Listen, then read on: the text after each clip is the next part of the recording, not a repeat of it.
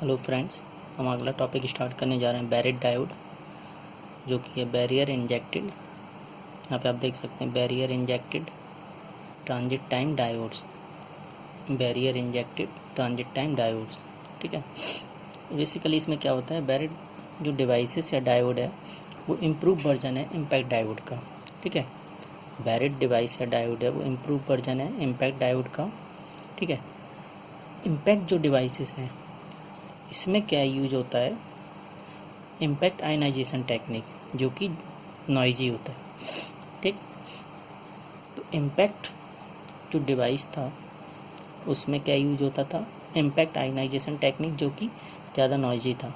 तो यही जो नॉइज है उसको कम करने के लिए, ठीक, हमने यहाँ पे यूज़ किया है बैरेट डिवाइस। तो जो वहाँ पे आप देख रहे थे कि नॉइजी ज़्यादा था, इम्पैक्ट आयनाइजेशन टेक्निक यूज हो रही थी इम्पैक्ट डायोड में।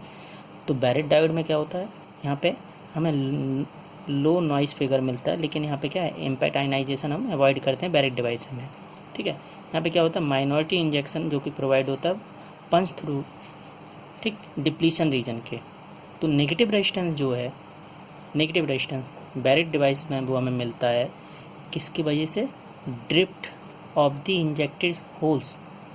ठीक है, जो कि बैरेट डिवाइस में हमें नेगेटिव रेजिस्टेंस किसकी वजह से मिल रहा है, बैरेट डिवाइस में जो हमें नेगेटिव रेजिस्टेंस वो मिल रहा है वो हमें मिलता है ड्रिफ्ट की वजह से।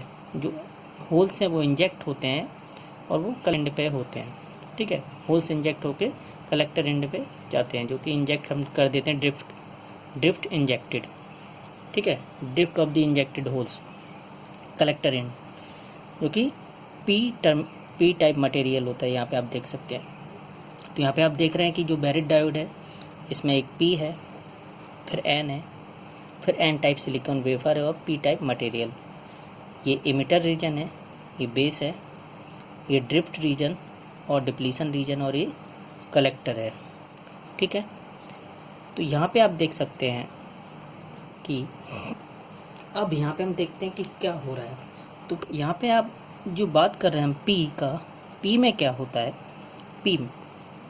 पी जो है यहाँ पे इमिटर रीजन को हम क्या करते हैं, यहाँ पे इमिटर रीजन बड़ा रहता है, इमिटर रीजन जो कि साइज़ में बड़ा होता है कलेक्टर के कंपैरिजन में, अप्रॉक्सीमेट 5% ज़्यादा होता है। ये कलेक्टर रीजन से इसका साइज़ क्या होता है, 5% ज़्यादा होता है। ठीक है, ठीक है, और ये क्या है, 2 टर्मिनल डिवाइस है, लेकिन यहाँ पे 3 लेयर प्रेजेंट होती हैं। 2 टर्मिनल डिवाइस है, लेकिन यहाँ पे क्या 3 लेयर प्रेजेंट होती है, पी एन पी, 3 लेयर्स।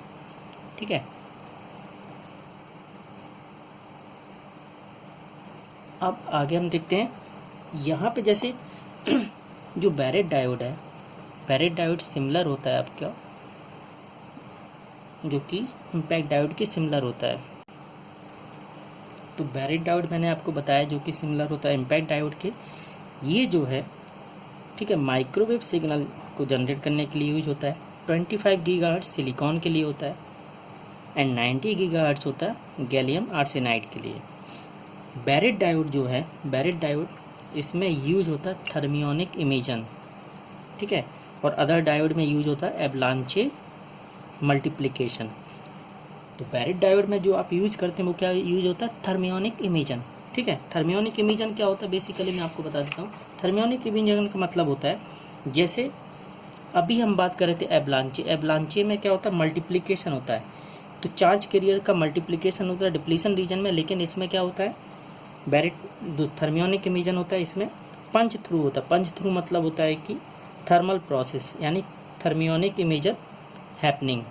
ठीक है, तो वहाँ पे क्या हो रहा था, एवलांचे मल्टीप्लिकेशन हो रहा था, लेकिन बैरेट डायोड में क्या थर्मियोनिक इमेजन यूज होते हैं। थर्मियोनिक इमेजन में क्या होता है कि पंच थ्रू होता है। पंच थ्रू मतलब होता है कि थर्मल प्रोसेस, यानी थर्मियोनिक इमेजन इज हैपनिंग। ठीक है, तो ये होता है। जबकि वहाँ पे आप देख रहे थे कि मल्टीप्लिकेशन हो रहा था, तो यहाँ पे चार्ज कैरियर का मल्टीप्लिकेशन नहीं होगा डिप्लीशन रीजन में, पंच थ्रू होगा डिप्लीशन रीजन में। ठीक है, दूसरी चीज़, बैरेट डायोड में 2 बैक टू बैक डायोड होते हैं। आप देख सकते हैं एक P N diode and P N diode, 2 back to back diode होते हैं। ठीक, जब हम पोटेंशियल अप्लाई करते हैं, ठीक है, जब हमने पोटेंशियल अप्लाई किया तो मोस्ट ऑफ दी जो पोटेंशियल होता है वो रिवर्स वाइज के अक्रॉस होता है, क्योंकि यहाँ पे आप देखेंगे कि ये जो है पी एन पी, तो यहाँ पे देखिए पी जुड़ा है पॉजिटिव से, तो ये एन होगा नेगेटिव, तो इसलिए जो ये इमिटर बेस्ड जंक्शन है फॉरवर्ड वाइज में होगा। और ये देखिए पी नेगेटिव से जुड़ा हुआ है, तो ये कलेक्टर बेस्ड जंक्शन है वो रिवर्स वाइज में होगा, ठीक है। तो ये हो गया। तो जैसे जैसे हम वोल्टेज इंक्रीज करते हैं, ठीक है, और तब तक इंक्रीज करते हैं जब तक कि जो डिप्लीशन रीजन की एजेस हैं वो नहीं मिल जाती हैं। यानी कि जो ये है, जैसे जैसे हम वोल्टेज बढ़ाते जाएंगे, ये डिप्लीशन विड्थ क्या है, यहाँ से बढ़ती जाएगी, रिवर्स वाइज में बढ़ती जाएगी, और ये क्या होगा, एक तरह से बेस का विड्थ ख़त्म हो जाएगा, ठीक है। तो इसी मैंने आपको क्या बताया कि वोल्टेज को हम इंक्रीज करते हैं तब तक जब तक कि जो डिप्लीशन रीजन की एजेस हैं वो मीट नहीं करती हैं। तो इस कंडीशन को हम बोलते हैं पंच थ्रू कंडीशन, ठीक है। तो पंच थ्रू में अभी आपको बताऊंगा पंच थ्रू क्या होता है। और जब हम फैब्रिकेट करते हैं बैरिड डायोड को जब हम फैब्रिकेट करते हैं तो जो एन टाइप रीजन है उसको लार्जर रखते हैं, ठीक है। तो बैरिड डायोड को जब हम क्या करते हैं, फैब्रिकेट करते हैं, तो हम क्या करते हैं कि जो एन टाइप रीजन है उसको लार्जर रखते हैं यहाँ पे, वो पंच थ्रू इफेक्ट के लिए, ठीक है, क्योंकि यहाँ पे पंच थ्रू इफेक्ट के लिए हम लार्जर रखते हैं रीजन। अब मैं आपको बताता हूँ पंच थ्रू बेसिकली होता क्या है। पंच थ्रू कंडीशन, ठीक है, पंच थ्रू कंडीशन जैसे आप यहाँ पे देख रहे हैं कि ये इमिटर जंक्शन, ये बेस, ये कलेक्टर, ठीक। जैसे जैसे हम फॉरवर्ड वाइज वोल्टेज बढ़ाएंगे, ठीक है, तो क्या होगा, रिवर्स वाइज में डिप्लीशन विड्थ बढ़ती जाएगी, ठीक है। तो जैसे जैसे रिवर्स वाइज के अक्रॉस इंक्रीज करेंगे हम, तो डिप्लीशन जो विड्थ होगी कलेक्टर जंक्शन, क्योंकि ये देखिए आपका क्या है फॉरवर्ड वाइज में और ये क्या है रिवर्स वाइज में, ये कलेक्टर जंक्शन है और ये इमिटर जंक्शन। तो कलेक्टर जो जंक्शन है उसकी डिप्लीशन विड्थ मान लीजिए ये है, तो क्या होगा, जैसे जैसे हम लोग बढ़ाते जाएंगे फॉरवर्ड वाइज वोल्टेज, तो रिवर्स वाइज में क्या है, कलेक्टर जंक्शन की जो है डिप्लीशन विड्थ बढ़ती जाएगी ऐसे, ठीक है। तो जो आप देख रहे हैं जो बेस की इफेक्टिव विड्थ है वो क्या हो जाएगी, कम हो जाएगी। वो किसकी वजह से, इफेक्टिव बेस विड्थ मॉड्यूलेशन के कारण इसकी विड्थ क्या हो जाएगी, कम। तो और ज़्यादा हम इंक्रीज करेंगे रिवर्स वाइज में, ठीक है, कलेक्टर जंक्शन को, तो विड्थ क्या होगी, और ज़्यादा बढ़ जाएगी, कलेक्टर जंक्शन की इंक्रीज करती जाएगी। तो इफेक्टिव विड्थ जो होगी, इफेक्टिव बेस विड्थ, वो क्या हो जाएगी, और कम हो जाएगी। तो इस पॉइंट पे क्या होगा, जो इफेक्टिव बेस विड्थ क्या होगी, अप्रॉक्सीमेट टू जीरो होगी, ठीक है। तो इसमें क्या होगा कि सभी भी, तो जब इफेक्टिव विड्थ जीरो होगी इसका मतलब क्या है कि जो कलेक्टर जंक्शन की डिप्लीशन विड्थ है वो कहाँ पे पहुँच जाएगी, इमिटर जंक्शन की डिप्लीशन विड्थ के पास। तो जब इसकी जो विड्थ है कलेक्टर जंक्शन की वो कहाँ पे पहुँच गई, इमिटर जंक्शन के विड्थ के पास, यानी ये क्योंकि बेस विड्थ क्या हो गई, अप्रॉक्सीमेट टू जीरो। तो इस केस में क्या होगा कि करंट क्या होगा, रैपिडली इंक्रीज करेगा, और इसी को हम बोलते हैं ब्रेकडाउन, ठीक है। लेकिन इस पॉइंट पे जो आप देख रहे हैं बेस तो होगा नहीं, और इस पॉइंट पे बेस नहीं होगा, तो जो ट्रांजैक्शन का जो एक्शन है वो लूज हो जाएगा इस पॉइंट पे, ठीक है। तो क्या है कि हम ये देख रहे हैं कि जैसे जैसे हम रिवर्स वाइज वोल्टेज बढ़ाते जा रहे हैं, क्या है कि जैसे जैसे आप देख रहे थे हमने फॉरवर्ड वाइज वोल्टेज बढ़ा रहे थे, ठीक, मैंने जैसे आपको बताया था पंच थ्रू कंडीशन हो रही थी, जैसे जैसे फॉरवर्ड वाइज वोल्टेज बढ़ाते जा रहे थे तो रिवर्स वाइज में क्या है, ये डिप्लीशन विड्थ बढ़ती जा रही थी, और वो बढ़ते बढ़ते क्या हो गया कि इसके पास पहुंच गई, इमिटर जंक्शन के पास, ठीक है। इसी को हम बोलते हैं पंच थ्रू कंडीशन। तो फॉरवर्ड वाइज वोल्टेज हम इंक्रीज करेंगे तो डिप्लीशन विड्थ क्या होगी, बढ़ती जाएगी, और एक ऐसा वोल्टेज होगा जहाँ पे पंच थ्रू होगा, ठीक है, पंच थ्रू। तो जो होल्स हैं वो मूव करेंगे टूवर्ड्स कहाँ पर, कलेक्टर की ओर, यानी जो होल्स हैं यहाँ से, क्योंकि ये आप देख रहे हैं हमने फॉरवर्ड वाइज वोल्टेज बढ़ाते गए तो डिप्लीशन विड्थ रिवर्स वाइज में बढ़ती गई, और ये यहाँ पे ख़त्म होते यहाँ पे आ गई। तो ये होल्स हैं वो कहाँ पे इंजेक्ट हो जाएंगे, कलेक्टर एंड पे, तो जो होल्स है वो मूव कहाँ पे करेंगे, कलेक्टर टर्मिनल में। और पंच थ्रू का मतलब यही होता है कि जो होल्स हैं वो कहाँ, इमिटर से इंजेक्ट होके कलेक्टर टर्मिनल में जाने लगे, इसी को हम बोलते हैं पंच थ्रू कंडीशन। ठीक है, तो ये होल्स क्या इंजेक्ट होके, होल्स इंजेक्टेड हो जाएंगे कलेक्टर टर्मिनल में। ठीक, अब यहाँ पे हम देखते हैं कि जो आप देख रहे हैं फील्ड, इलेक्ट्रिक फील्ड, ये कैसे हो रहा है। इलेक्ट्रिक फील्ड का मैं आपको बता दे रहा हूँ यहाँ पे क्या मतलब है। आप देख रहे हैं कि ये यहाँ पे फील्ड नेगेटिव है, फिर यहाँ से पॉजिटिव हुआ है कांस्टेंट, फिर देन जीरो। यहाँ पे देखिए जो आप देख रहे हैं कि पी टर्मिनल है, चार्ज कैरियर यहाँ पे होल्स होंगे, यहाँ पे चार्ज कैरियर्स इलेक्ट्रॉन्स होंगे। ठीक, ये जो है इमिटर है और ये बेस है, तो यहाँ पे डिप्लीशन लेयर होगी, यहाँ पे भी डिप्लीशन लेयर होगी। अब हमने मान लिया कि यहाँ पे हमने कोई भी बैटरी अप्लाई नहीं की है, यानी हमने कोई भी पोटेंशियल अप्लाई नहीं किया है। ठीक, कोई भी पोटेंशियल अप्लाई नहीं करेंगे। आपको ये पता है कि पी पे जो चार्ज होता है क्या, पॉजिटिव, एन पे क्या होता है, इलेक्ट्रॉन्स नेगेटिव। इलेक्ट्रॉन्स क्या होता है, डोनर, और होल्स क्या होते हैं, एक्सेप्टर। तो जो एक्सेप्ट करेगा, जो लेगा, तो वो ऋणात्मक हो जाएगा, यानी कि उस पर क्या आ जाएगा, नेगेटिव चार्ज। तो यहाँ डिप्लीशन लेयर के पास क्या आ जाता है, नेगेटिव चार्ज, मोबाइल आइन।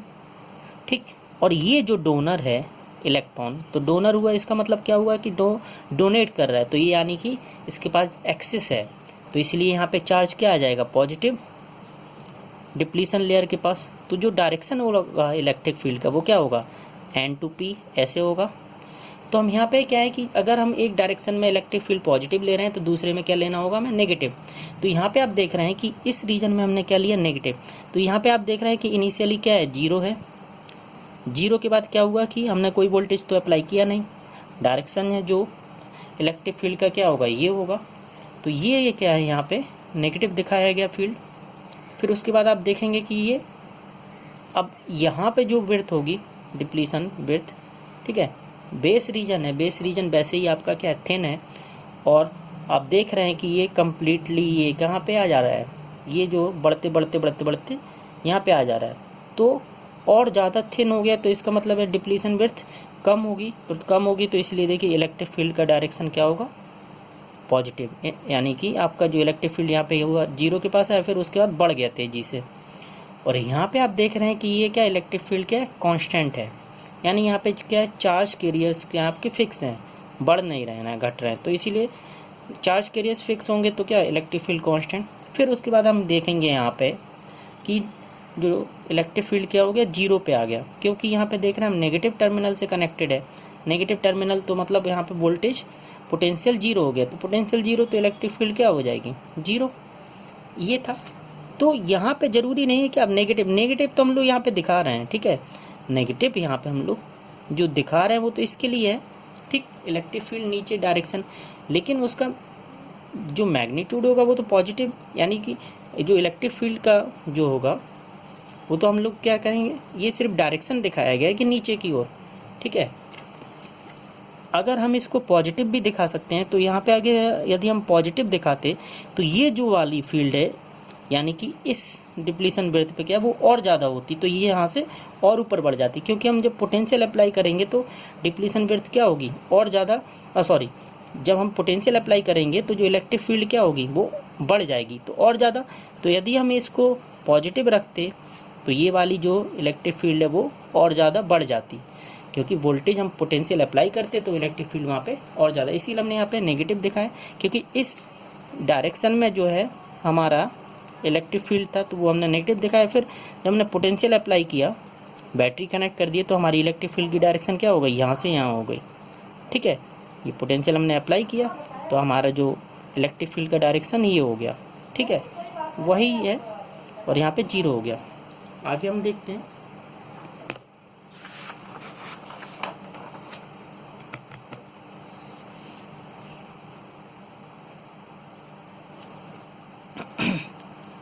कौन कौन से पैरामीटर और देख लेते हैं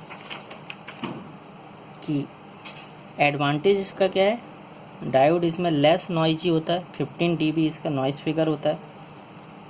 एवलांच यहाँ पे नहीं होता है, ठीक है, एवलांच एब्सेंस होता है, क्योंकि एवलांचे प्रोसेस नॉइजी होता है, तो इसलिए हम लोग यहाँ पे वो यूज नहीं करते हैं डायोड।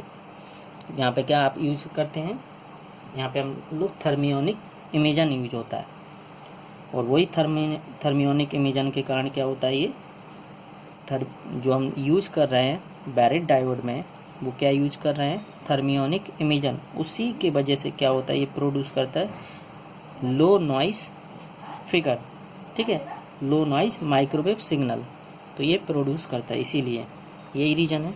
पैरामीटर है, फ्रिक्वेंसी रेंज है 4 to 8 गीगाहर्ट्ज़। सी बैंड के लिए एफिशिएंसी जो होती है इसकी कम होती है काफ़ी। नॉइस फिगर है 15 dB, power output few microwatt.